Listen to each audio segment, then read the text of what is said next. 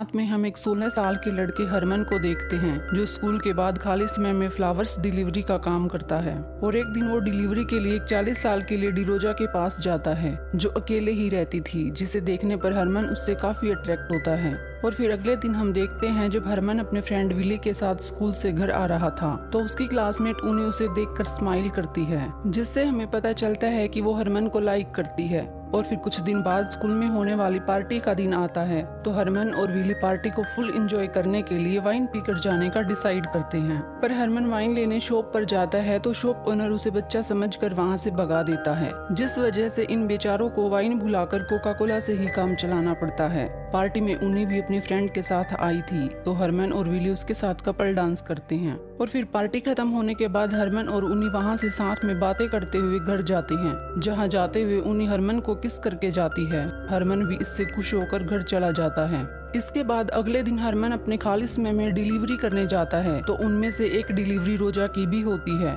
तो वो उसे भी देने जाता है तो इस बार रोजा उसे अंदर बैठा लेती है और यहाँ से इनके बीच बातें होना शुरू होती हैं। हरमन रोजा से पूछता है वो घर के सारे पर्दे गिराकर इतने अंधेरे में क्यों रहती है, तो रोजा बोलती है उसे रोशनी से डर लगता है इसलिए वो कभी भी बाहर नहीं जाती, बस यही अंधेरे में अकेली ही रहती है। उसका जो भी जरूरी सामान होता है वो डिलीवरी के जरिए आ जाता है। ये सब सुनकर हरमन को काफी अजीब लगता है। वो उससे पूछता है कि उसे बार बार फ्लावर्स कौन भेजता है, तो रोजा इस बात का जवाब न देकर दूसरी बातें करने लगती है। यहाँ हरमन रोजा को उसके नाम से बुलाता है तो रोजा अपने नाम के पीछे छिपी हिस्ट्री को बताती है। वो पहले ट्रेपीज आर्टिस्ट हुआ करती थी जो एक सर्कस के लिए काम करती थी। आज वो अकेली हो चुकी है, लेकिन उस समय एक ब्रूनो नाम का लड़का जो उसके साथ काम करता था वो उसे बहुत चाहती थी। उसने उसके साथ पहली बार पूरा शहर घूमा था, लेकिन कुछ दिन बाद ही वर्ल्ड वॉर छिड़ जाता है तो ब्रूनो मिलिट्री में शामिल होकर फाइट करता है। पर अब काफी देर होने के बाद हरमन घर जाता है तो उसके मॉम डैड काफी परेशान हो जाते हैं। वो उससे पूछते भी हैं कि वो आजकल इतना देर तक कहाँ रह जाता है,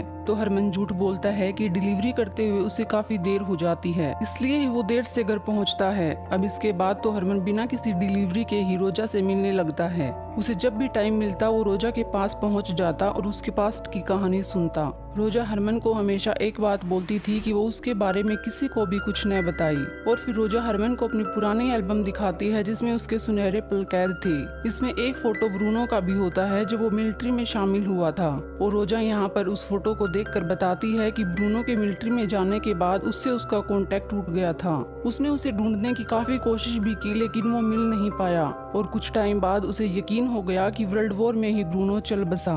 अब इतनी कहानी सुनने के बाद हरमन घर चला जाता है और फिर अगले दिन वो स्कूल के बाद विली के साथ एक पार्टी में चला जाता है जहाँ पर उन्हीं और उसकी फ्रेंड भी गई होती हैं और वहाँ पर ये लोग मिलकर काफी सारा एंजॉय करते हैं। इसके बाद उन्हीं को हरमन के साथ नजदीकियां बढ़ने से वो इंटीमेट होने के लिए उसके साथ उसके घर जाती है। पर जब वो कपड़े निकालने लगती है तो यहाँ ये सब हरमन को ठीक नहीं लगता क्योंकि उसका मन अब भी रोजा के पास अटका हुआ था। और तभी वो उन्हीं को बोलता है कि वो किसी और के साथ रिलेशन में है। वो उसे पहले बताना चाहता था लेकिन उसकी हिम्मत नहीं हुई।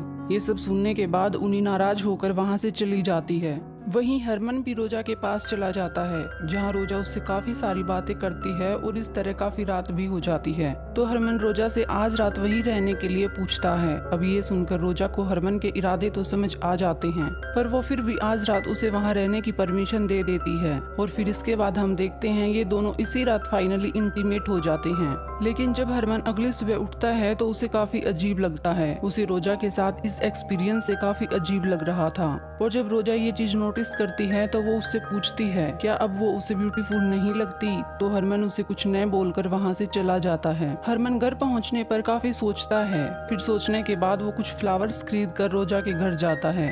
लेकिन तभी वो देखता है वहाँ एक लड़का बैठा हुआ था जो शायद उसकी एज से भी छोटा रहा होगा। रोजा जिसे ठीक वैसे ही वो सब पास्ट की कहानी सुना रही थी जैसे उसने हरमन को सुनाई थी।